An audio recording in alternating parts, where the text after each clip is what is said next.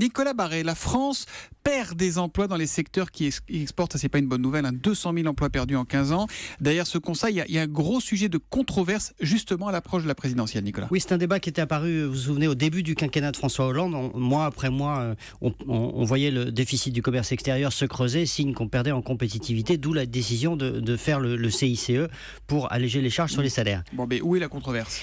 La controverse, d'ailleurs, qui continue aujourd'hui, c'est de savoir qui doit en bénéficier. À l'époque, on avait vu s'activer le lobby de l'industrie avec Louis Gallois, l'ancien patron d'Airbus, qui disait si on veut sauver la compétitivité de l'industrie française, eh bien, il faut alléger les charges, y compris sur des salaires élevés, par exemple d'ingénieurs ou de techniciens supérieurs. Et puis de l'autre côté, vous aviez ceux qui disaient mais non, si on veut vraiment créer des emplois, il faut cibler sur uniquement les bas salaires. Et bien, à l'approche de la présidentielle, ce lobby de l'industrie se remet en branle avec ce constat. Les secteurs exposés à la concurrence internationale, c'est-à-dire surtout en fait effectivement l'industrie, perdent des emplois, 200 000 en 15 ans.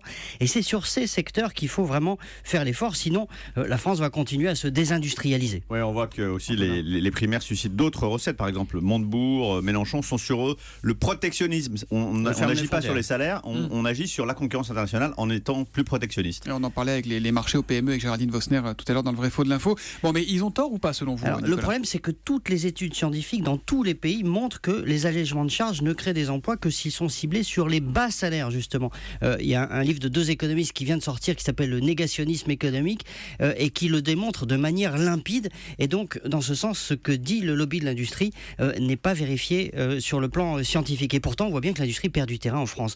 Alors, quand la science économique dit une chose, que les industriels sur le terrain disent une autre, qui est-ce qu'il faut croire? Ouais. Et bien ça va être au candidat à la présidentielle de trancher et ça promet de grands débats. Voilà donc pour cette campagne qui prend forme sur la forme mais aussi sur le fond. Antonin André, chef du service politique d'Europe 1, Nicolas Barré, directeur de la rédaction des Échos. On vous retrouve demain matin, messieurs. À demain.